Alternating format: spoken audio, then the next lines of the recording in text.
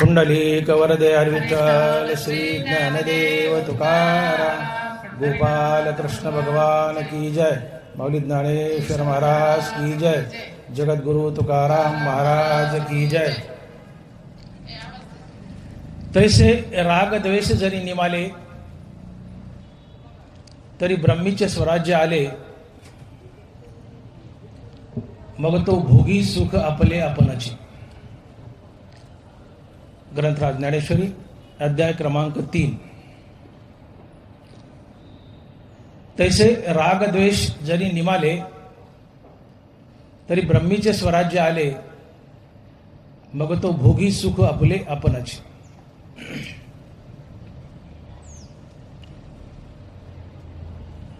नगर नाका हनुमान मंदिर या ठिकाणी चालू असलेला अखंड हरिनाम सप्ताह त्यातला आजचा 7वा दिवस आणि या 7व्या दिवसाची माझ्याकडे आलेली ही प्रवचन रूपी सेवा। प्रवचनाला सुरुवात करण्यापूर्वी कमी करा, आपल्या महाराष्ट्रावर जे दुःख कोसळलंय, महाराष्ट्राचे उपमुख्यमंत्री आदरणीय अजितदादा पवार यांचं काल दुःखद निधन झालं आणि ते आपल्यातून निघून गेले। सर्वप्रथम त्यांना भावपूर्ण श्रद्धांजली। दंडवराय म्हणतायत, नरा माझी राजा विभूती विशेष माझा, जया ते सकळ लोक प्रजा होनी सेविती। नरा माझी राजा विभूती विशेष माझा। माणसामध्ये राजा हा देव असतो। मुख्यमंत्री उपमुख्यमंत्री हे महाराष्ट्राचे राजे आहेत। मुख्यमंत्री प्रांताचा राजा आहे, प्रधानमंत्री देशाचा राजा आहे, उपमुख्यमंत्री ही प्रांताचा राजा आहे। नरवरा म्हणतात राजा हा देव असतो। नरा माझी राजा विभूती विशेष माझा, जया ते सकळ लोक प्रजा होऊनी सेविती। युको बंद कर यातलं। माणसामध्ये राजा हा देव असतो। या नात्यानं आदरणीय अजितदादा पवार हे राजे होते, अर्थात ते आपले देव होते। राजा देव असतो, मंत्री राजा असतो, राजा देव असतो। आपला राजा आपला देव आपल्याला सोडून गेलाय, तर या राजाला आपण या हरिदिनी भावपूर्ण श्रद्धांजली अर्पण करू आणि आपल्या सेवेला प्रारंभ करू। तैसे राग द्वेष जरी निमाले तरी ब्रह्मीचे स्वराज्य आले, मग तो भोगी सुख आपुले आपणाचे। ग्रंथराज ज्ञानेश्वरी अध्याय क्रमांक 3। राग द्वेष। राग म्हणजे प्रीती प्रेम। राग या शब्दाचा आपण दैनंदिन व्यवहारात अर्थ घेतो। राग म्हणजे क्रोध, की ज्यामुळे भांडण होतं, मारामारी होते, तो राग वेगळा। शास्त्रात राग या शब्दाचा अर्थ होतो प्रेम, प्रीती। राग म्हणजे प्रेम आणि द्वेष म्हणजे तिरस्कार, तिटकारा, घृणा। राग म्हणजे प्रेम, द्वेष म्हणजे तिरस्कार। ज्ञानोबा म्हणतायत, राग द्वेष जाणं हीच मुक्ती आहे। तुम्ही आम्ही जी मुक्तीची व्याख्या भोगतो, मुक्ती मुक्ती मुक्ती मुक्ती म्हणजे काय? ज्ञानोबा म्हणतात राग द्वेष जाणं हीच मुक्ती आहे। तैसे राग द्वेष जरी निमाले तरी ब्रह्मीचे स्वराज्य आले। राग द्वेष जर गेले तर तुम्हाला ब्रह्म साम्राज्य प्राप्त होतं, अर्थात तुम्ही मुक्त होता। तात्पर्य राग द्वेष जाणं हीच मुक्ती आहे.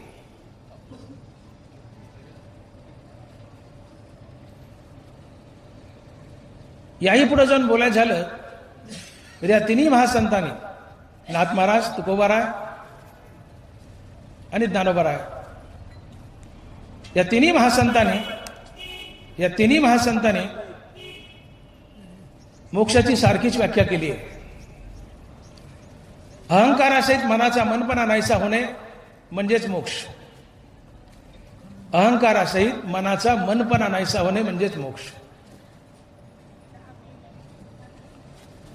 अहंकार जाणं ही मुक्ती असते.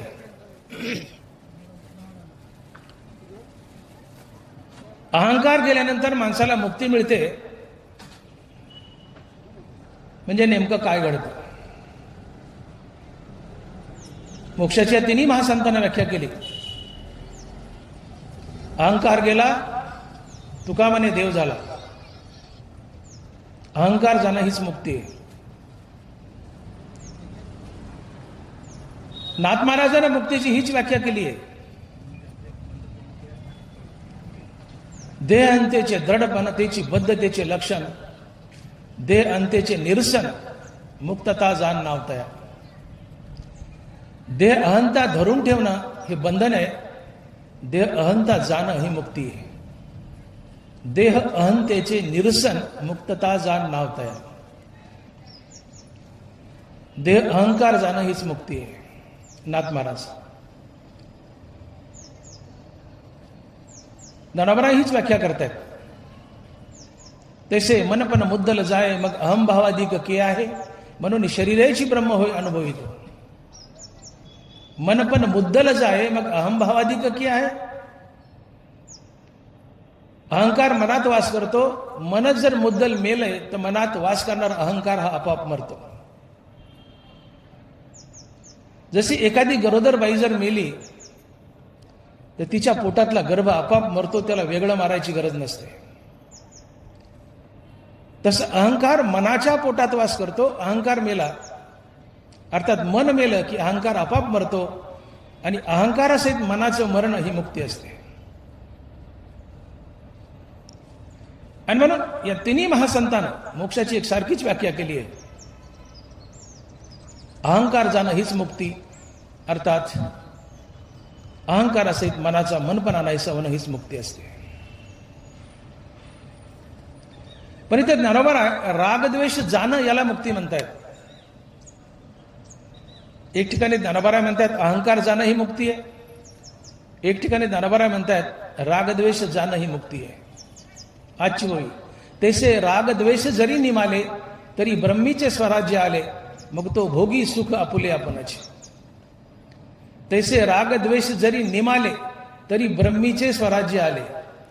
रागद्वेष मावळले, तुमचे रागद्वेष गेले की तुम्हाला ब्रह्मसाम्राज्य, ब्रह्मस्वराज्य प्राप्त होतं. अर्थात तुम्ही मुक्त होता.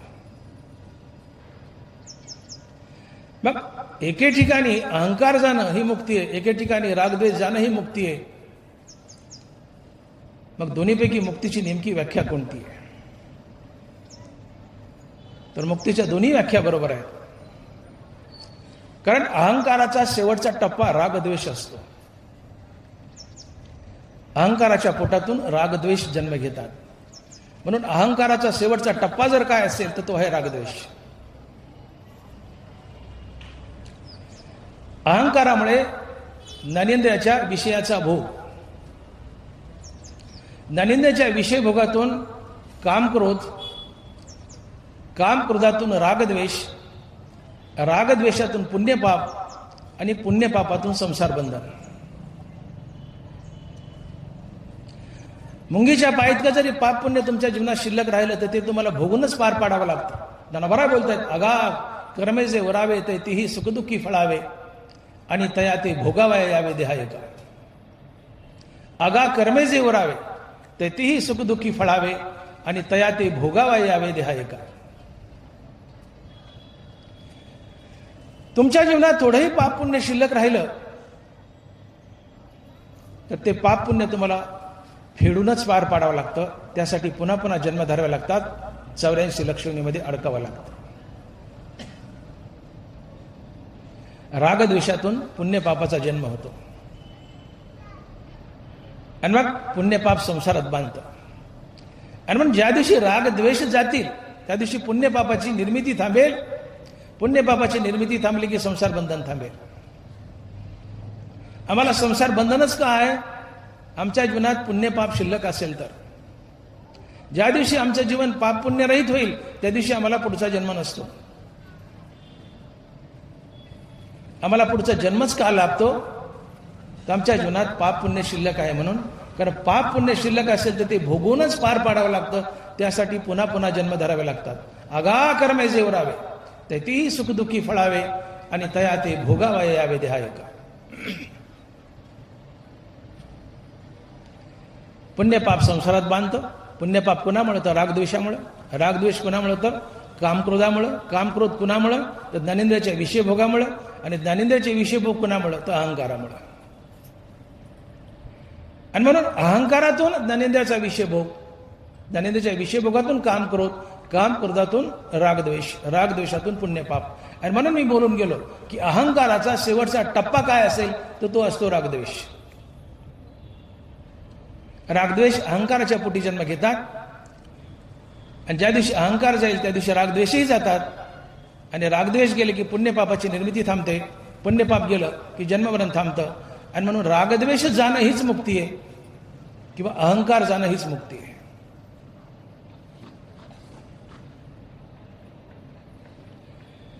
तुम्हाला प्रामुख्याने संसारात जर बांधत कोण असेल तर तो आहे द्वेष.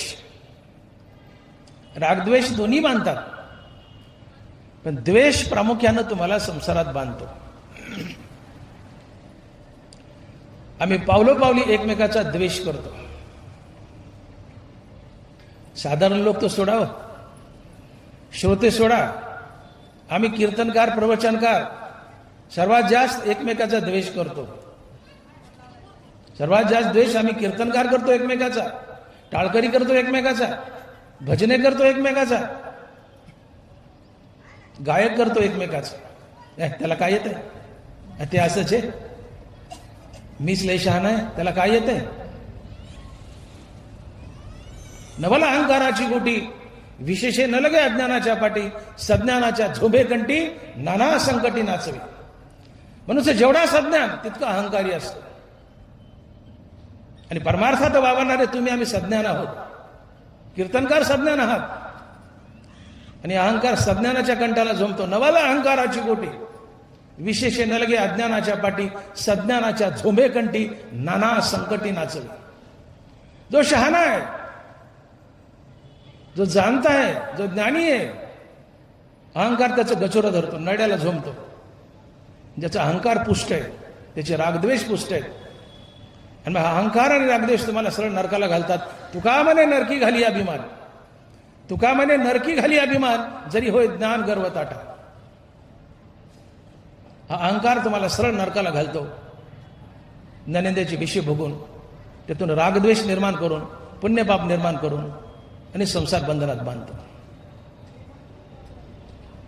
म्हणून तुम्हाला संसारात बांधत कोण असेल प्रामुख्यानं? तर द्वेष. द्वेषाच्या पोटी पाप जन्म घेतं आणि पाप तुम्हाला संसारात बांधतं. कारण मुंगीच्या पायात काही पाप पुण्य जर आमच्या जीवनात शिल्लक असेल तर ते भोगूनच पार पाडावं लागतं. त्यांना बरा बोलतात, अगा कर्मे जे उरावे ते ती सुखदुःखी फळावे आणि तया ते भोगावया यावे देहायका. मुंगीच्या पायात काही पाप पुण्य जीवनात शिल्लक असेल तर ते भोगूनच पार पाडावं लागतं. त्यासाठी पुन्हा पुन्हा जन्मवंशा फिरत अडकावं लागतं. 84 लक्ष योनीमध्ये फिरावं लागतं. आणि मग जीवन जगताना एकमेकाचा द्वेष करण्याचं टाळ. हा द्वेष अहंकाराचा जावई आहे. हा द्वेष अहंकाराचा जावई आहे. तुम्ही म्हणताल कुठून नातं जोडलं बा हे जावायचं? आता नवीन आम्हाला आता नवीन वाटायला. द्वेष हा अहंकाराचा जावई आहे. आमचं शरीर ही बायको आहे आणि अहंकार आमचा नवरा आहे. आणि आमचं अहंकारासोबत लग्न झालंय.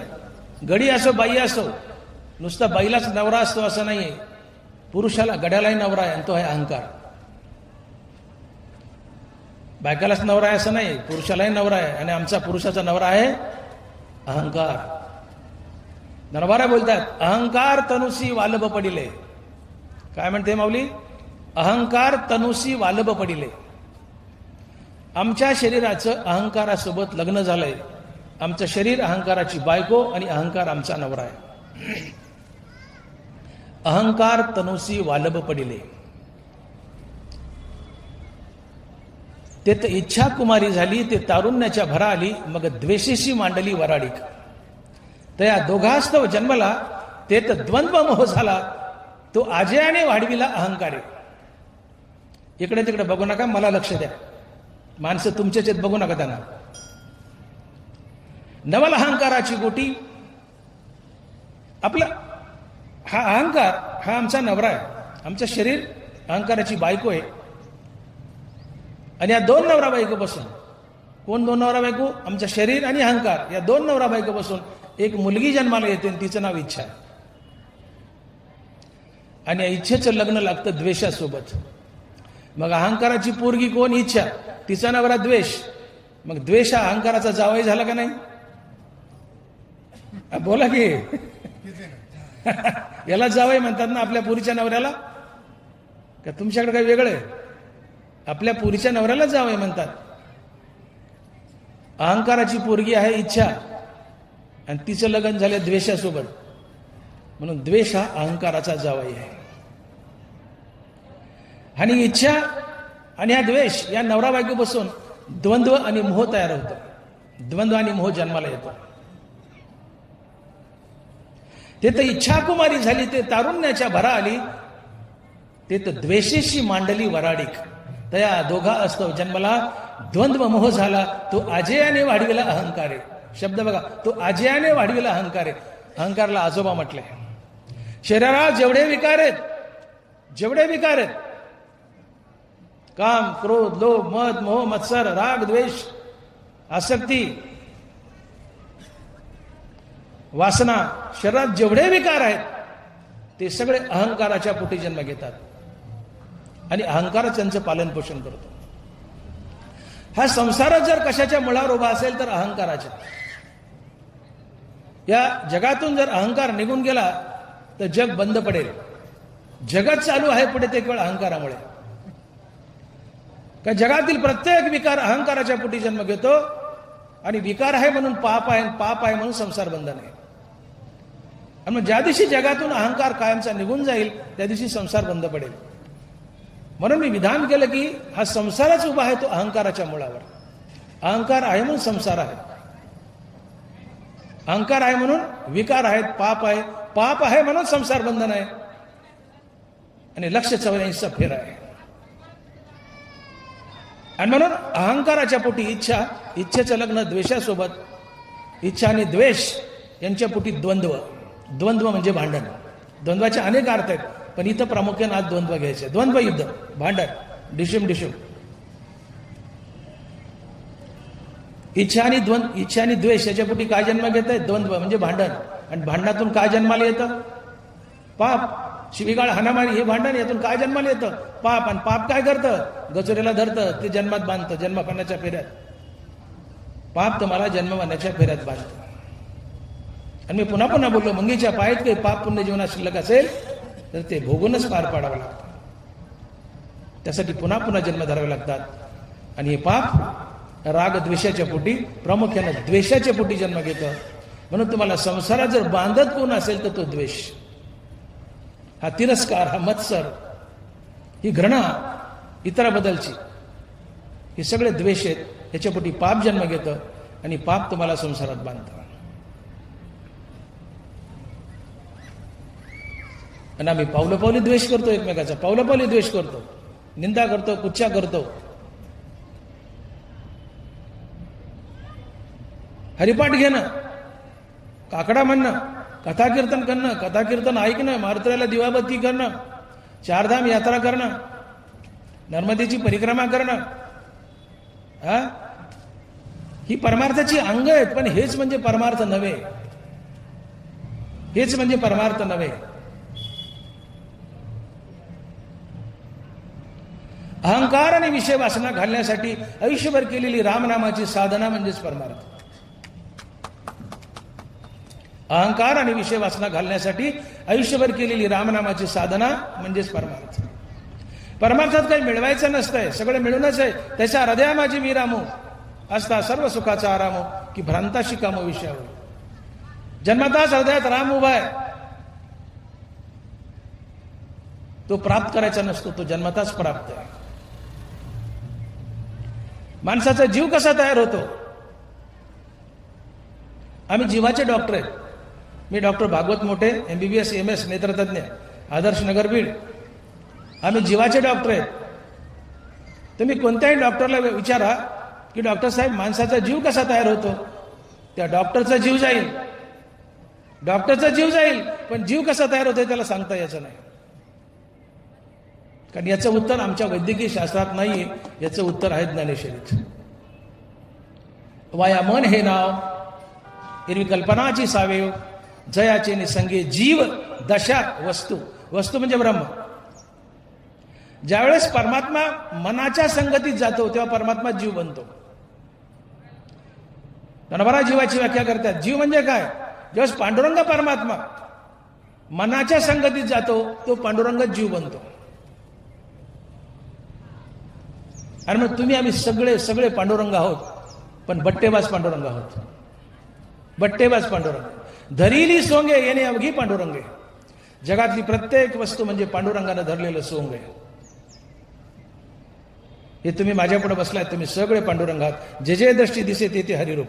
तुम्ही सगळे हरीच्या मूर्ती आहात. तुम्ही कृष्ण आहात, हरी आहात. जे जे दृष्टी दिसे ते ते हरिरूप. किंवा जन्म घेणे लागे वासनेच्या संगे. पुढं काय? तिची झाले सांगा की. जन्म घेणे लागे वासनेच्या संगे, तिची झाली अंगे हरिरूप. वासनेनुसार जन्म मिळाला, पण जन्म मिळाला तो हरीचा आहे, तो हरिरूप आहे. तिची झाली अंगे हरिरूप. अर्थात तुम्ही आम्ही साक्षात पांडुरंग आहोत, परंतु बट्टेबाज पांडुरंग आहोत. का बट्टेबाज आहोत? तर आमच्या हृदयात राम उभा आहे, रामाच्या बाजूला अहंकार उभा आहे. आणि जोपर्यंत आमच्या शरीरात अहंकार आहे तोपर्यंत आम्ही बट्टेबाज आहोत, आम्हाला मुक्ती मिळत नाही. मोक्षाची व्याख्या सांगितली मी की अहंकार जाणं हीच मुक्ती आहे. पण जन्मताच आमच्या हृदयात देव उभा आहे, बाजूला अहंकार आहे, म्हणून आम्ही बट्टेबाज देव आहोत. देवच आहोत पण बट्टेबाज देव आहोत. आम्ही आयुष्यभर जर रामनामाची साधना केली तर रामनामानं अहंकार जळतो, अहंकार खाली जातो, हृदयात फक्त राम उरतो आणि तुम्हीच राम बनता, तुम्हीच देव बनता. वेगळा देव प्राप्त करायची गरज नसते. आपल्या सभोवताली अनेक संत आहेत. माझ्या पाठीमागे अनेक संतांची फोटो आहेत. काही अवतारी संत आहेत, काही मनुष्य रूपातून संत झाली आहेत. त्यांच्या हृदयात राम उभा आहे, बाजूला अहंकार उभा आहे. अखंड रामनामाच्या साधनेने अहंकार जाळला, फक्त हृदयात राम उरला, तेच राम झाले. आणि राम आणि संत एकच असतात. देव ते संत, देव ते संत, निमित्त त्या प्रतिमा. सभोवतालचे संत संत झाले कसे? हृदयात देव उभा आहे, बाजूला अहंकार उभा आहे. अखंड रामनामाने अहंकार जाळला, हृदयाचा अहंकार गेला, आता फक्त हृदयात देव उरला, तेच देव झाले. देव आणि संत एक असतो म्हणून ते देव झाले, ते संत झाले. देव जन्मताच प्राप्त आहे, त्याला प्राप्त करायचं नसतं. तो काही कारणामुळे आम्हाला मुकलाय का? तर काहीतरी आम्ही धरून ठेवलंय. ते धरलेलं सोडा, तो प्राप्तच आहे. आणि धरलाय तो अहंकार, हा अहंकार सोडा, तुम्ही देवच आहात. आणि म्हणून तुकोबारा म्हणतात अहंकार गेला तुका म्हणे देव झाला. आणि म्हणून परमार्थ करताना आमचं ध्येय, आमची दिशा ठरलेली असावी. आम्ही हरिपाठात उड्या मारतो, काकडा म्हणतो पाठ उठून, चारधामाच्या यात्रा करतो, करा नका करतो तुमची मर्जी, तो स्वतंत्र विषय. आज आम्ही रिटायर झालो की एकच धंदा आहे आम्हाला, गाडी बुक करायची, चारधामला जायचं. आता नर्मदा परिक्रमाचं फॅड आलंय, प्रत्येक जण उठतो नर्मदा परिक्रमा करतो.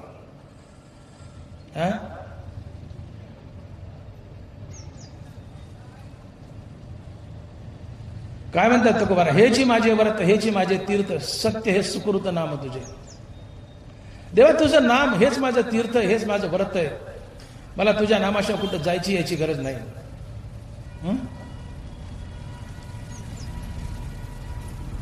मी एक पांडुरंग सोडला आणि कुणाला देव म्हटलं तर माझ्या जिभेचे 100 तुकडे होतील. तुकोबाराय म्हणतात, शतखंड होईल माझी रचना जरी या वचना पलटे नाही. आम्हा विष्णुदासा एक विध भाव न मनो देव अनेकस. कशा करता वाचायची गाथा, कशा करता लोकांना सांगायची. एकची धरला चित्ती आम्ही रखुमाईचा पती. आणि म्हणून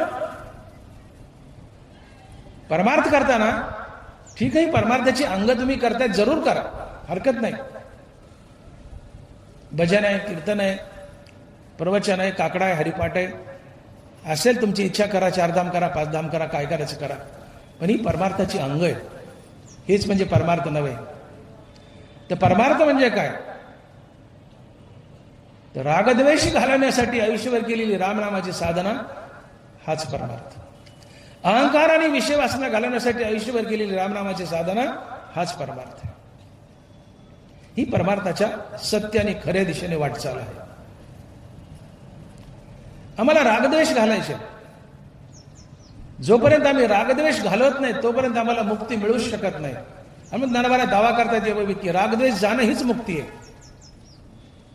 तसे रागद्वेष जरी निमाले तरी ब्रह्मस्वराज्य आले, मग तो भोगी सुख आपुले आपणच. तुमच्या जीवनातून रागद्वेष गेले रे गेले की तुम्हाला ब्रह्मसाम्राज्याची अर्थात मुक्तीची प्राप्ती झालीच, तुम्हाला आत्मसुख लाभलंच. आणि मग रागद्वेष जाणं हीच मुक्ती आहे. अहंकार असेल मनाचा मनपणा नाहीसा होणं हीच मुक्ती आहे. मग हे रागद्वेष आमच्या जीवनात निर्माण होतात कसे, आम्ही इतरांचा द्वेष का करतो. द्वेष केला तर त्यातून पाप, पापातून संसार बंधन. मग हे रागद्वेष जीवनात निर्माण होतात कसे. एकूण 5 ज्ञानेंद्रिय आहेत. डोळा, नाक, कान, जीभ आणि त्वचा. डोळा, कान, नाक, जीभ आणि त्वचा ही 5 ज्ञानेंद्रिय आहेत. आणि प्रत्येक ज्ञानेंद्रियाचा आपापला एक स्वतंत्र विषय आहे. रूप डोळ्याचा विषय. भ्यासूर आणि सुरेख रूपाचे स्वरूप देख, जे उपजवी सुख दुःख नेत्रद्वारे. रूप डोळ्याचा विषय. गंध नाकाचा विषय. सुगंधो आणि दुर्गंधो परिमळाचा भेदू, घृणाशी विषादू तो शुदेता. ज्ञानोबा. गंध नाकाचा विषय. शब्द कानाचा विषय. देखे शब्दाची व्याप्ती, निंदा आणि स्तुती, ते तर द्वेष उपजती श्रवणाद्वारे. शब्द कानाचा विषय. चव जिभेचा विषय. तैसाची द्विविधे रसो, उपजवी प्रीती आणि त्रासो, म्हणून हा अपभ्रंशी विषय सांगू. ज्ञानोबा. चव जिभेचा विषय. स्पर्श त्वचेचा विषय, कातडीचा. मृदू आणि कठीण स्पर्शाचे 2 गुण, ते तर वपूचने संगे कारण संतोष खेदा. स्पर्श त्वचेचा विषय. ही 5 ज्ञानेंद्रिय आहेत आणि प्रत्येक ज्ञानेंद्रियाचा आपापला स्वतंत्र विषय. आणि ही ज्ञानेंद्रिय आमच्या जीवनात काम क्रोध निर्माण करतात. काम क्रोधातून रागद्वेष, रागद्वेषातून पुण्यपाप, पुण्यपापातून संसार बंधन. आणि या सगळ्यांच्या मुळाशी अहंकार आहे. उदाहरण म्हणून कान सांगतो आणि पुढे जातो. 5 ज्ञानेंद्रिय सांगून होणार नाही, वेळेत उरकायचं आपल्याला. मी प्रश्न असा छेडलाय की रागद्वेष जाणं ही मुक्ती आहे. नरवाय दावा करतात यावेळी. तसे रागद्वेष जरी निमाले तरी ब्रह्मीचे स्वराज्य आले. तुमच्या जीवनातून रागद्वेष मावळले, निघून गेले की तुमच्या जीवनात ब्रह्मसाम्राज्य म्हणजे मुक्ती आलीच. रागद्वेषातून पुण्यपाप, पुण्यपापातून संसार बंधन. म्हणजे रागद्वेष कुठून निर्माण होतात की ज्यातून आम्ही पुण्यपाप करतो आणि पुण्यपाप आम्हाला संसारात बांधताय. तर रागद्वेषाची उत्पत्ती अहंकाराच्या पोटी होते. मी बोललो हा द्वेष अहंकाराचा जावाई आहे. आधीच आपण बोलून गेलो. 5 ज्ञानेंद्रिय आपण सांगितले, त्यातला कान पाहू. ज्ञानेंद्रियाची विषय जर भोगली तर आमच्या दिवसात, आमच्या जीवनात रागद्वेष कसे निर्माण होतात, रागद्वेषाची उत्पत्ती कशी होते. कान या ज्ञानेंद्रियाचं उदाहरण पाहून पुढे चालू. कान हा ज्ञानेंद्रिय. शब्द कानाचा विषय. शब्द दोन प्रकारचे, एक स्तुतीपर आणि एक निंदापर. स्तुतीपर शब्द कानाच्या आवडीचा विषय, निंदापर शब्द कानाच्या नावडीचा विषय. माणसाला स्तुती प्रिय, मनुष्य स्तुतीचा भुकेलेला आहे. आज माझं प्रवचन संपलं. मला वाटतं की तुम्ही सगळ्यांनी माझ्याकडे यावं, मला नवाजावं, माझी स्तुती करावी. वा मोठे साहेब, काय प्रवचन केलं, काय प्रवचन केलं. मनुष्य स्तुतीचा भुकेलेला आहे. आणि तुम्ही कुणीच माझ्याकडे आले नाही, काहीच बोलले नाही. मी बारीक तोंड करीन, निघून जाईल. मला कुणीच चांगलं म्हणलं नाही हो, मला कुणीच चांगलं म्हणलं नाही हो. जन्मतः मनुष्य स्तुतीचा भुकेलेला आहे. स्तुती माणसाला प्रिय आहे.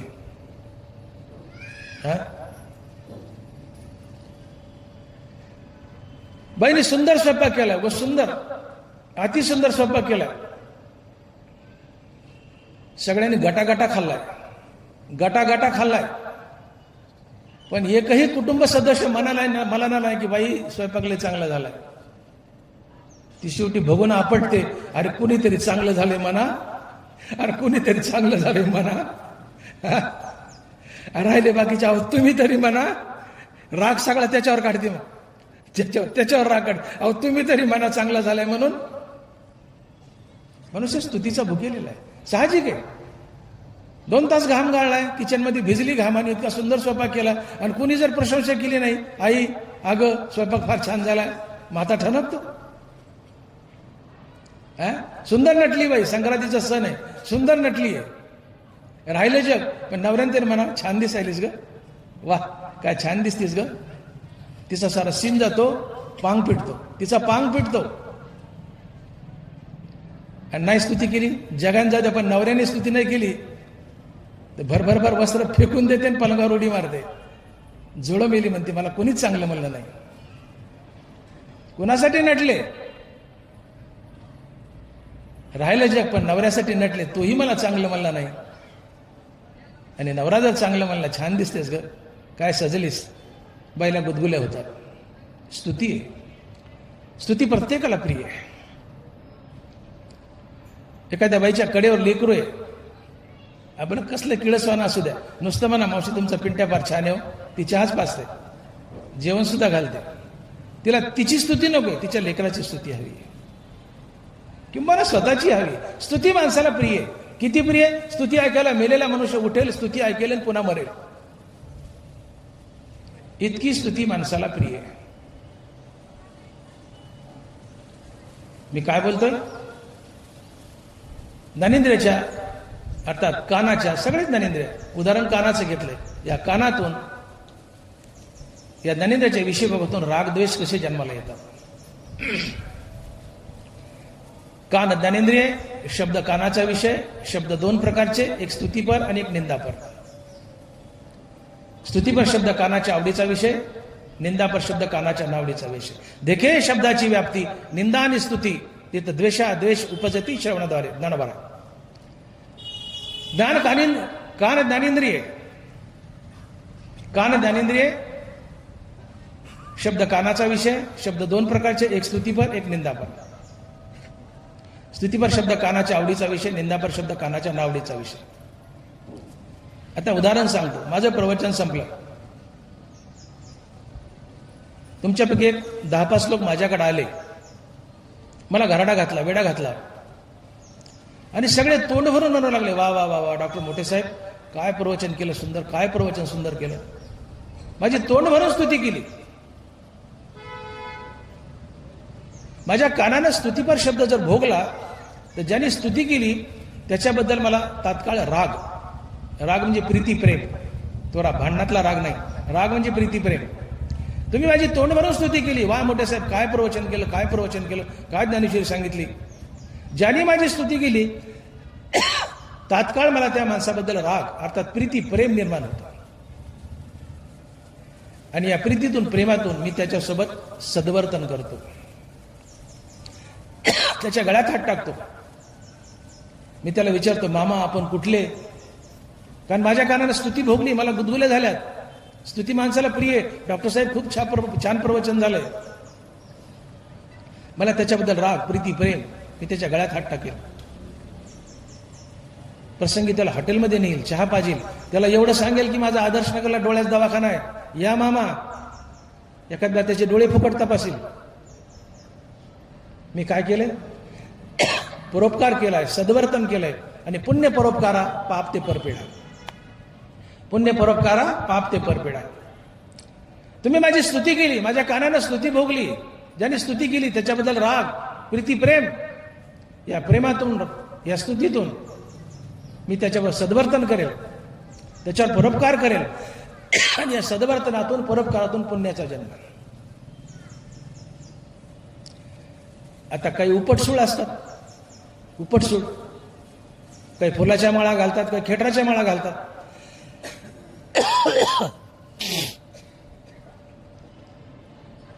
काही 10-12 लोकांनी स्तुती केली. आता एखादं उपटसूळ आलं आणि माझ्यापाशी उभा राहिलं.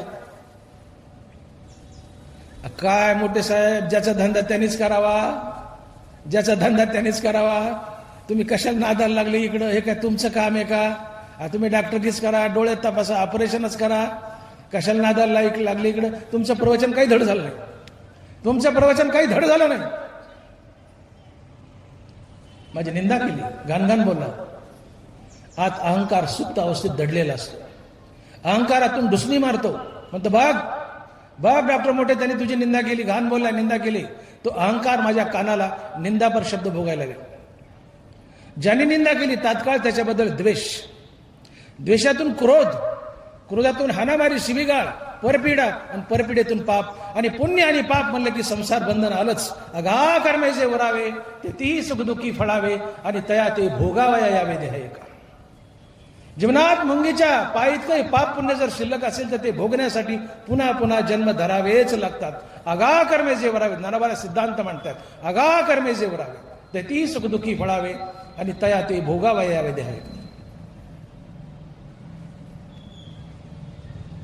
तुम्ही माझी स्तुती केली, तुम्ही माझी स्तुती केली, स्तुती केली, माझ्या कानानं स्तुती भोगली, त्यातून राग, प्रीती, प्रेम, मी सद्वर्तन केलं, परोपकार केला, परोपकारातून पुण्य. तुम्ही माझी निंदा केली, अहंकाराने धुसणी मारली, म्हणजे भाग तुझी निंदा केली, माझ्या कानाला निंदापर शब्द भोगायला लावला, माझ्या कानाने निंदा भोगली. ज्यांनी निंदा केली त्याच्याबद्दल द्वेष, द्वेषातून क्रोध, त्यातून गलिच्छ वर्तन, परपीडा आणि पाप. पुण्य आणि पाप म्हणलं की संसार बंधन आलं. आता एवढ्या बोलण्यातून मला सांगा, मला संसारात कुणी बांधलं? पुण्य पाप. शेवटच्या टप्प्यात कुठं गेला? पण पुण्य पाप. संसारात आम्हाला, तुम्हाला, आम्हाला कुणी बांधलं? पुण्य पाप. पुण्य पाप कुणामुळं? रागद्वेष. रागद्वेष कुणामुळं? कामक्रोध. कामक्रोध कुणामुळं? दानिंद्राचा विषय भोग. आणि दानिंद्राचा विषय भोग कुणामुळे? तर अहंकारामुळे. मग अहंकाराच्या पोटी काय काय जन्माला आलं? निंदास्तुती ही दानिंद्राची विषय. तुम्ही निंदा केली, अहंकारानं मला निंदा भोगायला लावली, माझ्या कानाला निंदा भोगली कानानं, की द्वेष, द्वेषातून क्रोध, त्यातून मारामारी, शिवीगाळ, त्यातून पाप, पापातून संसार बंध. संसारात बांधलं कोणी? अहंकारानं. मुळाशी अहंकार आहे, पण अहंकाराचा शेवटचा टप्पा आहे रागद्वेष. अहंकारातून दानिंद्राचा विषय भोग, दानिंद्राच्या विषय भोगातून कामक्रोध, कामक्रोधातून रागद्वेष, आणि अहंकाराचा शेवटचा टप्पा रागद्वेष. हा रागद्वेष, राग कुणावर तरी प्रेम करायला लावतो, सद्वर्तन करायला लावतो, आणि पुण्याला जन्म देतो. हा द्वेष कुणाबरोबर घाणेरडं कर्म करायला लावतो, त्याला मारायला लावतो, आणि पापाला जन्म देतो, आणि पुण्य पाप संसारात बांधतो. मग पर्यायाने संसारात बांधलं कोणी? अहंकाराने. पण शेवटचा टप्पा रागद्वेष. संसारात बांधलं कोणी? रागद्वेषानं, रागद्वेषानं. आणि म्हणून अहंकाराच्या पोटातून रागद्वेष जन्म घेतात. आणि मग संसारात बांधत जर कोण असेल तर ते रागद्वेष. आणि ज्या दिवशी रागद्वेष जातील त्या दिवशी मुक्ती येऊन तुम्हाला सलाम ठोकते, तुमच्या गळ्यात मुक्तीची माळ घालते. म्हणून दानवाला बोलतायत, तैसे रागद्वेष जरी निमाले तरी ब्रह्मीचे स्वराज्य आले, मग तो भोगी सुख आपले आपणच. रागद्वेष सिद्धांत म्हटला दानवाने यावे, तैसे रागद्वेष जरी निमाले तरी ब्रह्मीचे स्वराज्य आले. तुमच्या जीवनातून रागद्वेष निघून गेले रे गेले की तुमच्या जीवनात ब्रह्मसाम्राज्य अर्थात मोक्ष आला. चालत येतो, चालत येतो, आणि तुम्हाला मोक्षाची वरमाळा घालतो. आणि मग संसारात तुम्हाला बांधतच जर कोण असेल तर ते आहेत रागद्वेष. हे रागद्वेष घालवायचे.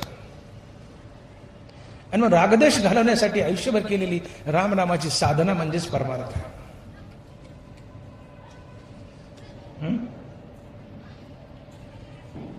तुम्ही जेवढा समोरच्या माणसाचा द्वेष कराल तितके संसारात अडकत जाल. मी बोललो, नवल अहंकाराची गुटी विशेषे न लगे अज्ञानाच्या पाठी, सज्ञानाच्या झोंबेकंठी नाना संकटी नाचले. मनुष्य जेवढा सुज्ञान आहे, जितका जाणताय, जितका शहाणा आहे, जितका अभ्यासू आहे, जितका ज्ञानी आहे, तितका त्याचा अहंकार पुष्ट आणि बलवान असतो. त्याच्या नाकाच्या शेंड्यावर राग असतो. एखादा मनुष्य मंडप झाडतोय, गरीब आहे, त्याला 2 वेळा शब्द बोलले, ते बिचारा डोळ्याचं पाणी गाळेल, महाराज साहेब चुकलं वेळेला निघून जाईल, जाऊ द्या गरीब बापाचा, लहान बापाचा निघून जाईल. म्हणजे एखाद्या कीर्तन करायला झापाभर तुम्ही, हे झंझणे महाराज आले, झापाभर जरा. झंझणे महाराज कीर्तन संपले, झापू का? सहन करताल का? मग तुम्ही संत झाले, मग तुम्ही संत झाले, सर्टिफाईड. जितका अवमान एखाद्या शिपायाचा केला, झाडणाराचा केला, तेवढा अवमान एखाद्या कीर्तनकाराचा करा. धोतराचं पकाडच वर करतो, कुणाला बोलायले आय एम महाराष्ट्र केसरी, महाराष्ट्र केसरी आहे. कीर्तनकार म्हणतो मी महाराष्ट्र केसरी आहे, मी विनोदाचार्य आहे, मी शांती ब्रह्म आहे, मी सद्गुरू आहे. पकाडच वर करतो. सज्ञानाच्या झोंबेकंठी.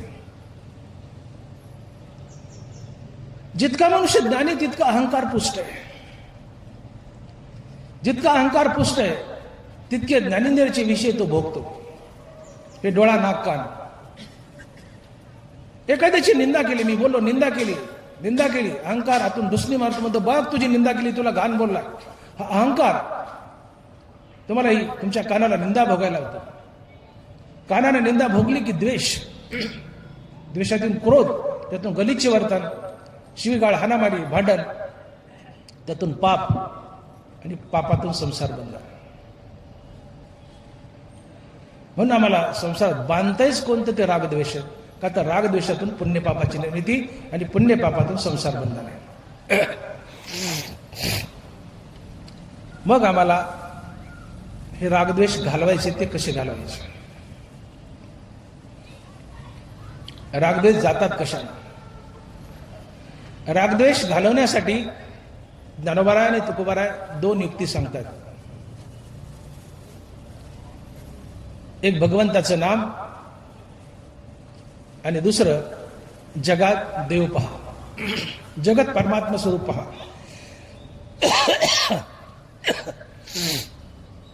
2 कारणामुळे रागद्वेष जातात.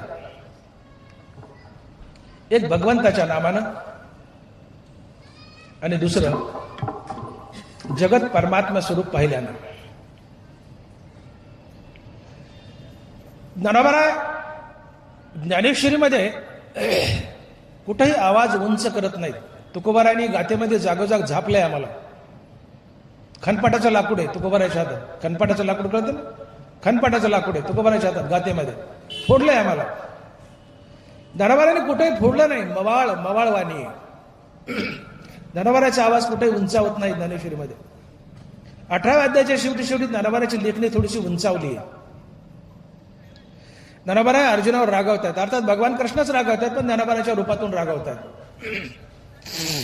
ज्ञानोबाराय लिहितात, एक एक शिकू काय? थोडं शब्द वर गेला ज्ञानोबाराचा.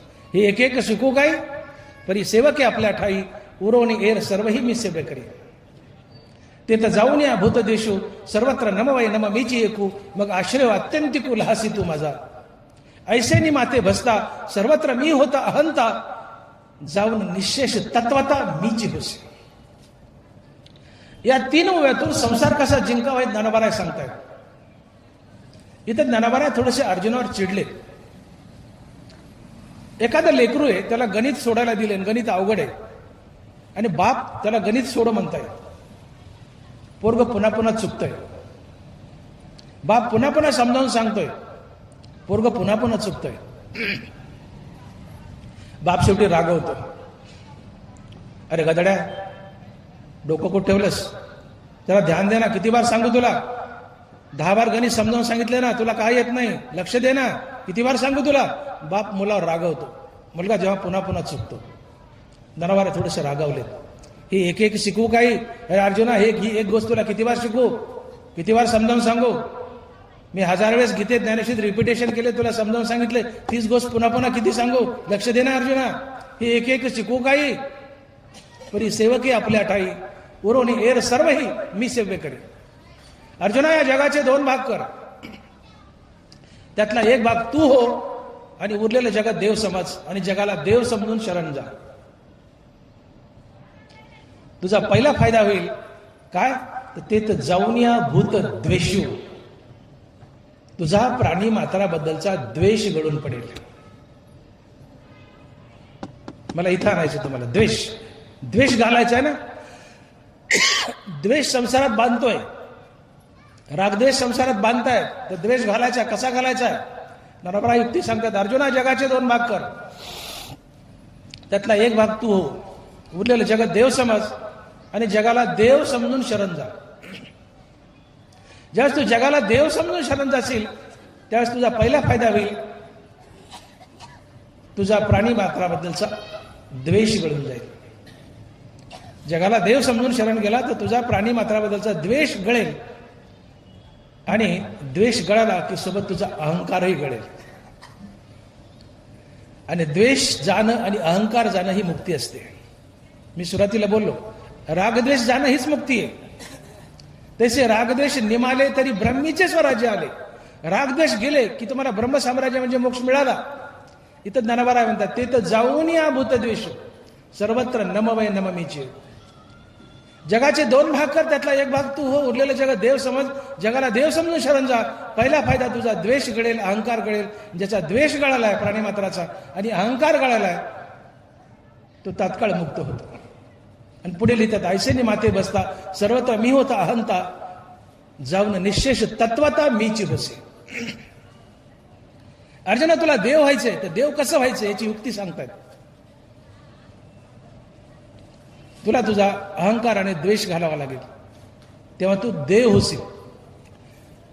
मग घालवायचा कसा? तर जगाचे 2 भाग कर म्हणले. एक भाग तू हो, उरलेला भाग देव समज, सगळ्या जगाला देव समजून शरण जा.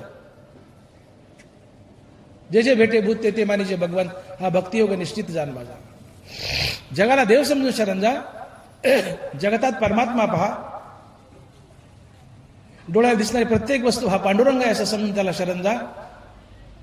जगताला देव समजून शरण गेला की तुझा प्राणी मात्राबद्दलचा द्वेष गळेल, अहंकार गळेल आणि माझी तुझ्यावर अत्यंतिक कृपा होईल आणि मी तुला मुक्त करेल. म्हणून जगत परमात्मा स्वरूप पाहायला शिका, तुमचा द्वेष गळेल. जगत परमात्मा स्वरूप आहे हे समजतं हे श्री वासुदेव. ऐसा अप्रतिती रसाचा उतला भाव, म्हणून भक्ता माझी राहो आणि ज्ञानी आहे तोच. ज्ञानी कोण? जगत परमात्मा स्वरूप पाहतो तो ज्ञानी आहे. भक्ताचा राजा कोण? जगत परमात्मा स्वरूप पाहतो तो भक्ताचा राजा आहे. हे समजतं ही श्री वासुदेव. जगत वासुदेव कृष्ण आहे, जगात कृष्णच नटलाय. जे जे दृष्टी दिसे ते हरू. ज्ञानी कोण? जगत परमात्मा स्वरूप पाहतो तो ज्ञानी. भक्ताचा राजा कोण? जगत परमात्मा स्वरूप पाहतो तो भक्ताचा राजा. म्हणून हे समस्त ही श्री वासुदेव ऐसा प्रतिती रसाचा ओतला भावो, म्हणून भक्ता माझी राहो आणि ज्ञानी आहे तोच. जगत परमात्मा स्वरूप पहा. धरिली सोंगे येणी अवघी पांडुरंगे, आधी ब्रह्मा करुणी शेवटी मशक धरुणी, माझी समस्त जाणुनी स्वरूप माझे. ब्रह्मदेवापासून तर किड्या मुंगीपर्यंत एक पांडुरंगाच नटलाय असं समजून जगाला शरण जा. जगापुढे लहान व्हा, जगापुढे धाकटे व्हा. जे जगात धाकुटे व्हायचे ते जवळीक माझी. जगाला देव समजून शरण गेले की तुम्हाला देवाची जवळीक साधते. का? तर तुमचा द्वेष आणि अहंकार गळतो. आणि ज्याचा अहंकार गेला, जो प्राणीमात्राचा द्वेष करत नाही, तो मुक्त असतो. तो मुक्त असतो. म्हणून द्वेष जाणं आणि अहंकार जाणं हीच मुक्ती आहे. आम्हाला संसारात बांधतोय कोणता? रागद्वेष. हा द्वेष घालायचा कसा? जगताला देव समजून शरण जा. कोण्याही जीवाचा न घडावा मत्सर, वर्म सर्वेश्वर पूजनाचे. कोणाचाही मत्सर करू नका, द्वेष करू नका. निर्वैर व्हावे सर्व भूतासवे, साधन बरवे हेची एक. निर्वैर व्हावे, प्रत्येक प्राणी मात्रासोबत निर्वैर व्हा. कुणाशी वैर बांधू नका. कुणाशी वैर बांधू नका. आपण वैर कधी बांधतो? समोरच्याला माणूस समजलं तर. पण समोरच्याला देव समजलं तर आम्ही वैर कसं बांधू? बरोबर ही युक्ती सांगतात की तू समोरच्याला देव समज. त्याला माणूस समजलं तर वैर बांधशील, पण त्याला देव समजलं तर तू वैर कसा बांधशील? देव आहे ना, देवासोबत वैर कसा बांधशील?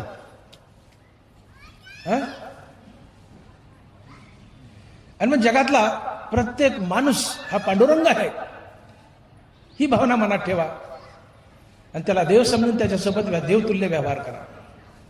तुमचा द्वेष घडून पडतो.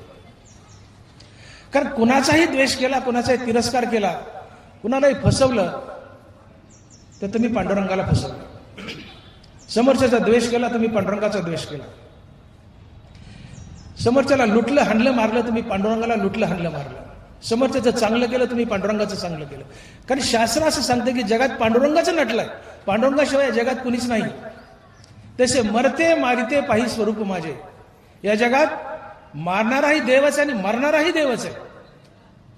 एखाद्याचं मढ चाललंय तर ते देवाचंच मढ असतं. देवी मरते मारिते पाही स्वरूप माझे. मारणारा देव आहे आणि मरणाराही देवच आहे. अर्जुना मीनसे असा कवून उठावासे, परी प्राणी यांचे दैव कसे जे न देखती माते. देव नाही अशी जागाच नाहीये. कणा कणा देव भरलाय. तुम्ही आम्ही सगळे पांडुरंगाच्या हरीच्या मूर्ती आहेत. आणि मग जर तुम्ही माझ्या पुढे बसला, तुम्ही पांडुरंग आहात, तर मी तुमचा द्वेष केला म्हणजे पांडुरंगाचा द्वेष केला. तुम्हाला शिवी दिली म्हणजे पांडुरंगाला शिवी दिली. तुम्हाला फसवलं म्हणजे पांडुरंगाला फसवलं. मग पांडुरंगाची कृपा कशी होईल? आणि मग जगाला देव समजून शरण जा. द्वेष गळेल, अहंकार गळेल. द्वेष गेला की तुम्ही त्याला फसवणार नाही, पाप करणार नाही. पाप नाही, संसार बंधन नाही. विष्णुमय जग वैष्णवांचा धर्म या अभंगात तुकोबाराय शेवटच्या चरणात काय बोलतात? झंझाने महाराज, विष्णुमय जग वैष्णवांचा धर्म शेवट काय अभंगाचा? तुका म्हणे एका देहीचे अवयव सुख दुःख जीव भोग पावे. या चरणाकडे थोडं बारकाईने लक्ष द्या. तुका म्हणे एका देहीचे अवयव सुख दुःख जीव भोग पावे. शरीरातील कोणत्याही अवयवानं घेतलेला सुखदुःखाचा भोग हा जीवानच घेतलेला सुखदुःखाचा भोग असतो. वाक्य पुन्हा ऐका. शरीरातल्या कोणत्याही अवयवानं घेतलेला भोग हा जीवानच घेतलेला सुखदुःखाचा भोग असतो. यासाठी ज्ञानोबा एक उदाहरण देत आहेत. माऊली लिहित आहेत, पावो जो शीतळताल आहे ते डोळ्याची लागी होय, त्याचा अपरसुखे जावे सुखात.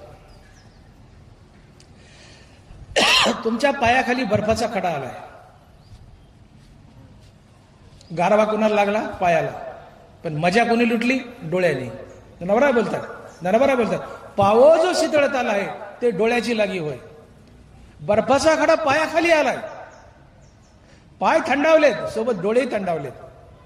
पायाला गारवा, पायाने मजा लुटली, सोबत डोळ्यांनीही मजा लुटली. बर्फाचा खडा पायाखाली आलाय, गारवा पायाला, सोबत गारवा डोळ्यालाही. आता पायात काटा मोडलाय. पायी काटा नेटे व्यथा जीवी उमटे, त्याचा पोळे संकटे पुढील आचरणे. ज्ञानोबा आहे. पायात काटा मोडलाय, कळ पायाला, सोबत कळ काळजालाही लागली. आई ग देवा रे. पायात काटा मोडलाय, वेदना पायाला, सोबत वेदना जीवालाही.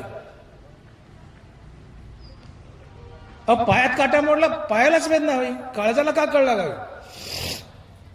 पायाखाली बर्फाचा खडा आला, बर्फाला आनंद व्हावा, डोळ्याला काय आनंद व्हावा?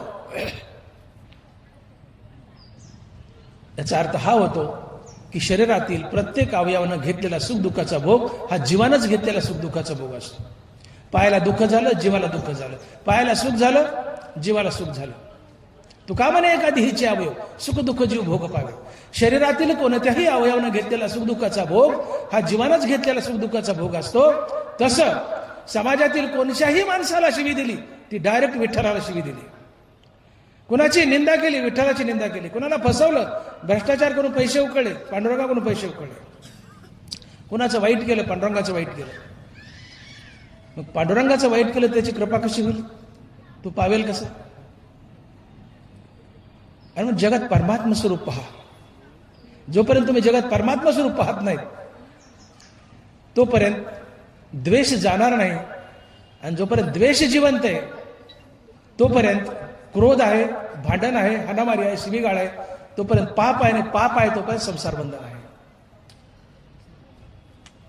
मग पाप घालायचे तर द्वेष घाला. द्वेष घालायचा जगत परमात्मा स्वरूप पहा. जगत परमात्मा स्वरूप पाहिलं, जगताला देव समजून शरण गेलं की प्राणी मात्राबद्दलचा द्वेष गळतो आणि त्यांच्यात आम्हाला पांडुरंग दिसतो. आणि पांडुरंग समजून आम्ही त्याला नमन करतो. आणि पांडुरंग समजून नमन केली पांडुरंगाची अत्यंतिक कृपा होते. सोबत द्वेषाने अहंकार जातो आणि द्वेषाने अहंकार जाणं ही मुक्ती आहे. आम्ही कुणाचाही द्वेष केला तो पांडुरंगाचा द्वेष आहे. कुणाचं वाईट केलं पांडुरंगाचं वाईट केलं, कुणाचं चांगलं केलं पांडुरंगाचं चांगलं केलं. तुम्ही पांडुरंगाच्या दारात उभे दर्शनाला, विठ्ठलाच्या दारात दर्शनाला उभे,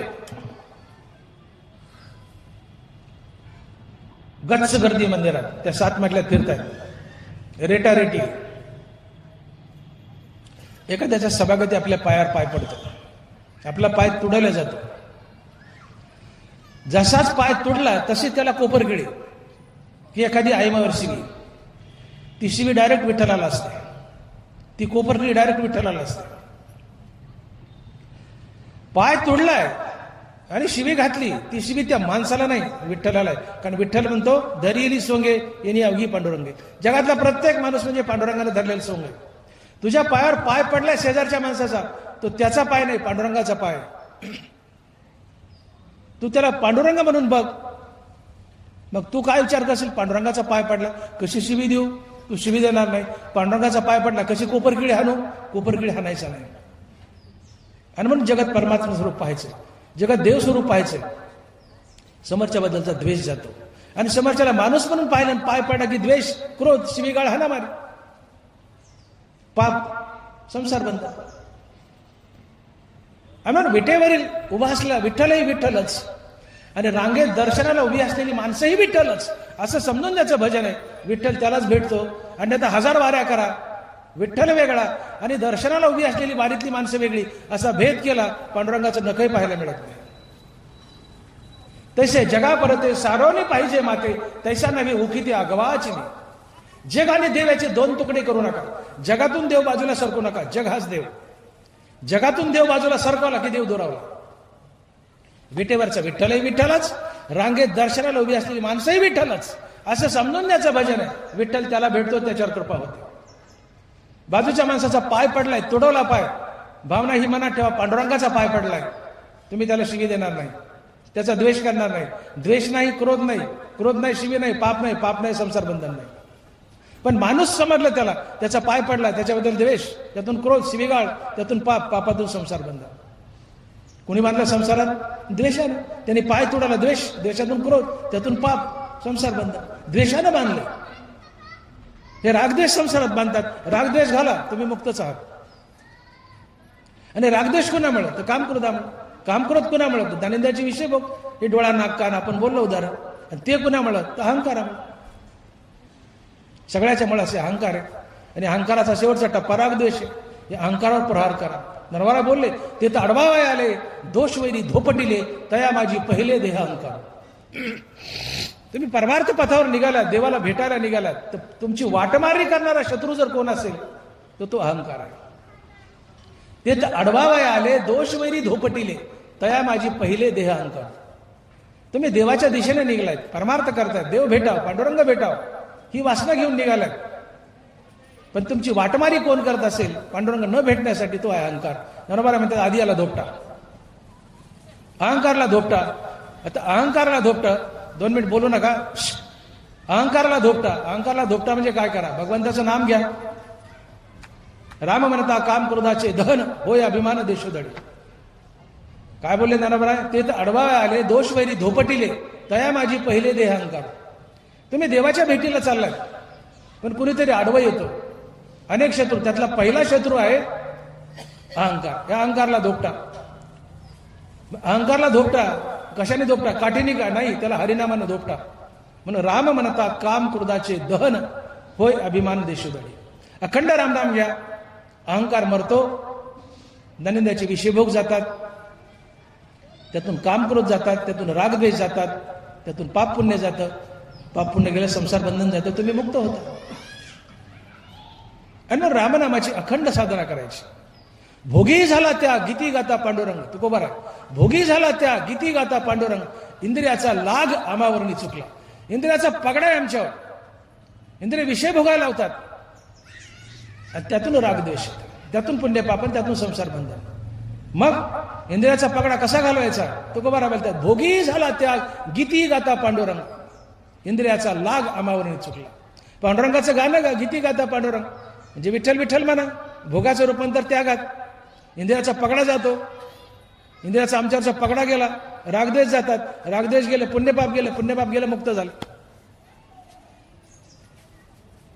आणि म्हणून आयुष्यभर तुम्हाला काय करायचे, फक्त रागद्वेष घालायचे, जीवन पाप पुण्य रहित करायचे. जोपर्यंत जीवन पाप पुण्य रहित होत नाही, जोपर्यंत जीवन पाप पुण्य रहित होत नाही, तोपर्यंत मुक्ती नाही. मी बोललो, मुंगीच्या पायातलं जरी पाप पुण्य शिल्लक असेल तर पुन्हा पुन्हा जन्म धरावे लागतात, 84 लक्ष अडकावं लागतं. आणि मग परमार्थाची खरी व्याख्याच काय ठरत असेल तर जीवन पाप पुण्य रहित करण्यासाठी आयुष्यभर केलेली रामनामाची साधना म्हणजेच परमार्थ. जीवन पाप पुण्य रहित करण्यासाठी आयुष्यभर केलेली रामनामाची साधना म्हणजेच परमार्थ. नाथ महाराज लिहितात मुक्तीची व्याख्या, सुकृत दुष्कृत समान समी, तेची पाविजे मनुष्यभूमी, जे पडे विषमी ते स्वर्गग्रामी का नरके. तुमच्यापाशी गडगंज पुण्य आहे आणि नगभर पाप आहे, तुम्ही स्वर्गाला जाता. तुमच्यापाशी गडगंज पाप आहे आणि नगभर पुण्य आहे, तुम्ही नरकाला जाता. तुमच्यापाशी पाप पुण्य समान आहे, तुम्ही पुन्हा मनुष्य होता. तुमच्यापाशी पाप पुण्य शिल्लक नाही, तुम्ही मुक्त होता. सुकृत दुष्कृत समान समी, तेची पाविजे मनुष्यभूमी, जे पडे विषमी ते स्वर्गगामी का नरके. गडगंज पुण्य स्वर्गाला जाल, गडगंज पाप नरकाला जाल, पाप पुण्य समान आहे, पुन्हा मनुष्य व्हाल. पाप पुण्य शिल्लक नाही, मुक्त व्हाल. पाप पुण्य शिल्लक नाही, मुक्त व्हाल. म्हणून जीवन पाप पुण्य रहित करण्यासाठी आयुष्यभर केलेली रामनामाची साधना म्हणजेच परमार्थ. आम्हाला जीवन पाप पुण्य रहित करायचं. आणि मग जीवनात मुंगीच्या पायात काही पाप पुण्य शिल्लक असेल तर ते संसारात बांधतं. आणि पाप पुण्य का तयार होतं, रागद्वेषात. रागातून पुण्य, द्वेषातून पाप. हे रागद्वेष मारा. कशाने मारायचे, जगताला देव समजून शरण जा, जगतात परमात्मा पहा. डोळ्याला दिसणारी प्रत्येक वस्तू पांडुरंग आहे, रुक्मिणी आहे. बायका गोळक्यात चालल्यात, ही दिसणारी रुक्मिणी आहे. ती एवढं वाईट बोललं, राग यायचं नाही, जाऊ दे बाई रुक्मिणी बोलली, तुम्ही सोडून द्या. समोरचा वाईट बोललाय, जाऊ द्या पांडुरंग बोललाय, तुम्ही सोडून द्या. जगात परमात्मा स्वरूप पहा. मीचे असे दिठी बांधिला म्हणून निर्वैर झाला सर्वत्र भजे. मीचे असे दिठी बांधिला. कृष्ण म्हणतात की तुम्ही तुमच्या डोळ्यात ही भावना ठेवा की दिसणारा माणूस कृष्ण आहे, प्रत्येक माणूस कृष्ण आहे. जे जे बेटे भूत ते मानिजे भगवंत. हा भक्तियोग निश्चित झाला माझा. मीचे असे दिठी बांधिला म्हणून निर्वैर झाला सर्वत्र भजे. समोरचा मनुष्य पांडुरंग आहे असं समजलं की तुम्ही त्याच्यासोबत निर्वैर होता, त्याचा रागच येत नाही तुम्हाला. ते किती वाईट वागला तर तुम्ही आता जाऊ द्या, पांडुरंग बोललात. पण माणूस बोललात की माथा ठणकतो. माणूस म्हटलं माथा ठणकतो. द्वेष, त्यातून पाप, संसार बंध. पण या दोन युक्त्या आहेत. द्वेष घालवण्यासाठी जगत परमात्मा स्वरूप पहा. तुमचा द्वेष गळून पडेल, द्वेष गळाला पाप जाईल, पाप गेलं संसार बंधन जाईल. आणि मग निरंतर भगवंताचं नाम घ्या. अहंकार मरेल आणि अहंकारच्या पोटी येणारा रागद्वेषी मरेल. रागद्वेष मेला, पुण्यपाप जाईल, पुण्यपाप गेलं, संसार बंधन जाईल. पण परमार्थ करताना दोन गोष्टी लक्षात ठेवा की जीवन पाप पुण्य रहित करायचे. आपल्याकडं पुण्य करण्याची मोठी चढावट लागते. आनंद आहे, आनंद आहे, जरूर करा. लग्नात आम्ही पंक्ती देतो, मी विधान छेडले, जीवन पाप पुण्य रहित करा. जीवन पाप पुण्य रहित झालं की तुम्हाला मुक्ती मिळते. सद्गुरू शोधत येतो आणि मुक्त करतो. जीवन पाप पुण्य रहित करा. आमच्याकडे पुण्य करण्याच्या चढावडी लागतात. सप्ताहाला देणगी दिली, पुण्य लागले. मी ज्ञानेश्वरी सांगतोय, मला पुण्य लागले. तुम्हाला माहित आहे ज्ञानेश्वरीने किती पुण्य मिळतं? ज्ञानेश्वरीचा एक शब्द कानावर पडला, एक शब्द, तर एक अश्वमेध यज्ञ केल्याचं पुण्य लागतं. किती? एक अश्वमेध यज्ञ जो प्रभू रामचंद्रानं केला होता. हत्तीच्या सोंडेसारखी तुपाची धार 7 दिवस, हत्तीच्या सोंडेसारखी. अरे बुटकुलं सापडाने आपल्याला तुपाचं, तर हत्तीच्या सोंडेसारखी तुपाची धार ती 7 दिवस होमात. सगळा देश जेवायला बोलायचा, सगळ्याला सोनं नाणं कपडा लत्ता दान करायचा. तो अश्वमेध यज्ञ केलं जे पुण्य लागतं तेवढं पुण्य एकच ज्ञानेश्वरीचा शब्द कानावर पडल्यानं मिळतं. जे ये गीतेची अक्षरे जितुली का कर्णद्वारे रिगती तितुली होती पुरे अश्वमेधक. ज्ञानवारा गीतेचा ज्ञानेश्वरीचा एक शब्द कानावर पडला, एक शब्द, एक अश्वमेध यज्ञ केल्याचं पुण्य. आज मी ज्ञानेश्वरी बोलतोय, 50-50 वय माझ्या तोंडातून गेल्या. एका ओळीत किती शब्द, एका शब्दाने एक अश्वमेध यज्ञ, किती पुण्य लागलं. पण हे पुण्य जर मी माझ्या पदरी बांधलं तर हे पुण्य मला स्वर्गाला नेतं. आणि पुण्य असो की पाप असो, भोग दोन्ही गोष्टीचा द्यावा लागतो. आणि भोग दिला की पुन्हा पदच्युत होऊन मृत्यूलोकात यावं लागतं, किडामुंगी बनावं लागतं आणि संसार बंधनात अडकावं लागतं. तया पुण्याची पावटी सरे, सभेची इंद्रपणाची उटी उतरे आणि येऊ लागती माघारे मृत्यूलोक. तुका म्हणे जाती पुण्यक्षय अधोगती. तुका म्हणे जाती पुण्यक्षय अधोगती. आणि म्हणून पाप जसं एक मळ आहे तसं पुण्य एक मळ आहे. तुम्ही म्हणाल पुण्य सुद्धा मळ, हो पुण्य सुद्धा मळ आहे. पुण्य सुद्धा एक घाण आहे. पाप घाण आहे, पुण्य सुद्धा घाण आहे. पाप मळ आहे तसं पुण्य एक मळ आहे. पाप नरकाला तर पुण्य स्वर्गाला. नरबारा बोलतात स्वर्ग नरक सूचक अज्ञान वाले धर्माधिक ते घाल सांडोनी घाली अशेष ज्ञान येणे. स्वर्ग नरक सूचक अज्ञान वाले धर्माधिक. हे पाप पुण्य, अज्ञान वाले धर्माधिक. धर्माधिक म्हणजे पुण्य पाप. हे पुण्य पाप स्वर्ग नरक सूचक आहेत. पाप नरकाला तर पुण्य स्वर्गाला. भोग दोन्हीचाही द्यावा लागतो. भोगून झालं की किडामुंगी व्हावं लागतं आणि मृत्यू लोकात येऊन पडावं लागतं. 84 लक्षणीत अडकावं लागतं. दुपारची वेळे ऊन पडले. प्रभू रामचंद्र वनवासात गुरु विश्वामित्रासोबत सोबत लक्ष्मण एका झाडाखाली बसले ऊन टाळायला. तेवढ्यात गुरु विश्वामित्र हसले. रामचंद्र म्हणतात गुरुवर का हसले? आता रामचंद्र महाविष्णूचा अवतार, पण ठरवलं तर मनुष्य रूपात आलोय, मनुष्यासारखं वागायचं, आपलं देव पण दाखवायचं नाही. देवाने ओळखलं तर तरी म्हणले गुरु विश्वामित्र का हसले? का हसले गुरुवर? रामचंद्र म्हणतात, विश्वामित्र म्हणतात रामचंद्र तो चाललेला मुंगळा पाहिलास का? म्हणले हो गुरुवर. एका मुंगळ्याच्या पाठी दुसरा मुंगळा बसला होता. म्हणजे तो वरचा जो मुंगळा आहे तो गेल्या जन्मातला इंद्र आहे. वरचा जो मुंगळा आहे तो गेल्या जन्मातला इंद्र आहे. याला म्हणतात येऊ लागती माघारे मृत्यू लोक. तया पुण्याची पावटी सरे, सभेची इंद्रपणाची उटी उतरे आणि येऊ लागती माघारे मृत्यू लोक. गणांचे पुण्य मिळाले, पुण्याच्या बळा स्वर्गाला गेला, पण पुण्य भोगून झालं, पदच्युत झालाय, मृत्यूलोकात आला आणि मुंगळा बसलाय. तिथं ऐरावत होतं बसायला, ती सवय मोडली नाही. जित्याची खोड मेल्याने जात नाही. तिथं ऐरावत होतं, खाली मुंगळा का होत नाही? ऐरावत समजलं, दुसऱ्या मुंगळ्याच्या पाठीवर बसलाय, म्हणजे वर बसलाय तो गेल्या जन्मातील इंद्र आहे. येऊ लागती माघारे मृत्यू लोक.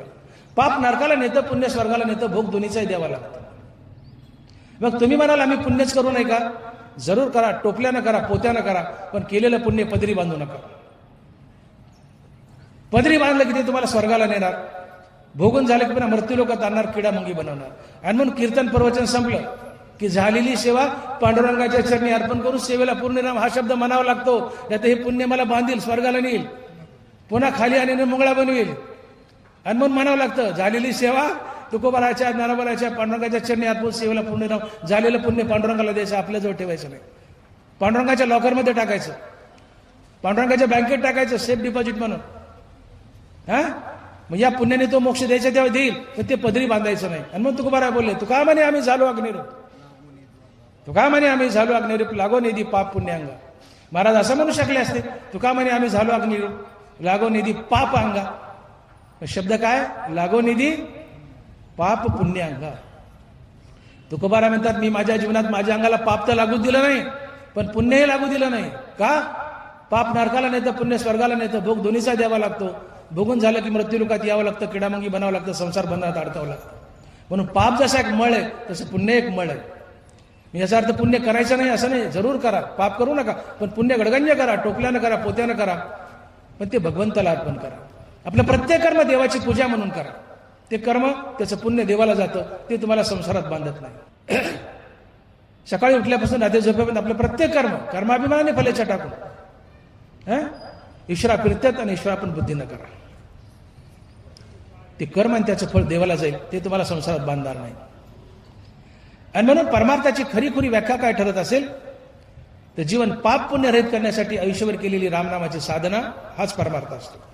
कारण जीवनात मुंगीच्या पायीत पाप पुण्य शिल्लक असेल तर ते पाप पुण्य भोगण्यासाठी पुन्हा पुन्हा जन्म धरावे लागतात, संसार बंधनात अडकावं लागतं. रमाबाई सिद्धांत म्हणतात की अगा कर्मे जे उरावे ते ती सुखदुःखी फळावे आणि तया ती भोगावे यावे देहाय. ज्या दिवशी जीवन पाप पुण्य रहित होईल, सद्गुरू स्वतः शोधत येतो, अहम परमात्मा या महावाक्याचं श्रवण करतो, तुम्हाला मुक्त करतो. पदरी पापही नाही, पुण्य नाही, सद्गुरू शोधत येतो. माझ्या विठोबाचा कायचा प्रेमभाव आपणच देव होई गुरु. प्रसंगी सद्गुरू नाही, पांडुरंग परमात्मा सद्गुरूचं रूप धरतो आणि तुम्हाला शोधत येऊन मुक्ती देतो, जीवन पाप पुण्य रहित झालं तर. पण जीवनात पाप पुण्य आहे तर ते भोगण्यासाठी पुन्हा पुन्हा जन्म धरावे लागतात, 84 लक्षमध्ये अडकावं लागतं. मग पाप पुण्य संसारात बांधता येतं. पाप पुण्य निर्माण होतंय कुणामुळं? रागद्वेषामुळे. रागद्वेष कुणामुळं? कामक्रोधामुळं. कामक्रोध कुणामुळं? ज्ञानेंद्रियाच्या विषयभोगामुळं. ज्ञानेंद्रियाचे विषयभोग कुणामुळं? अहंकारामुळं. अहंकाराला मारा ना, ते तर अडवाय आले, दोषवरी धोपटिले, तया माझी पहिले दे अहंकार. या अहंकारला धोपटा म्हणले. अहंकार कसा धोपटायचा? रामनामाने धोपटायचं. राम म्हणता काम क्रोधाचे दहन होय अभिमान देशोधड. मुखानं सातत्यानं रामनाम घ्या, अहंकार मरतो. अहंकार मेला, ज्ञानेंद्रियाचे विषयभोग जातात, जे कानाचं उदाहरण सांगितलं. ज्ञानेंद्रियाचे विषयभोग जातात, ज्ञानेंद्रियाचे विषयभोग गेले, काम करत जातात, काम करत गेले, रागद्वेष जातात, रागद्वेष गेले, पुण्यपाप गेलं, पुण्यपाप गेले, संसार बंधन गेलं, रागद्वेष गेले, हीच मुक्ती आहे. आणि आयुष्यभर तुम्हाला रामनामाची साधना करून रागद्वेष घालायचे आणि रागद्वेष घालवणं हीच मुक्ती आहे. आणि मग धनवारा लिहित आहेत, तसे रागद्वेष जरी निमाले तरी ब्रह्मीचे स्वराज्य आले, मग तो भोगी सुख आपले आपणची. पुंडलिक वरदे हरी विठ्ठल.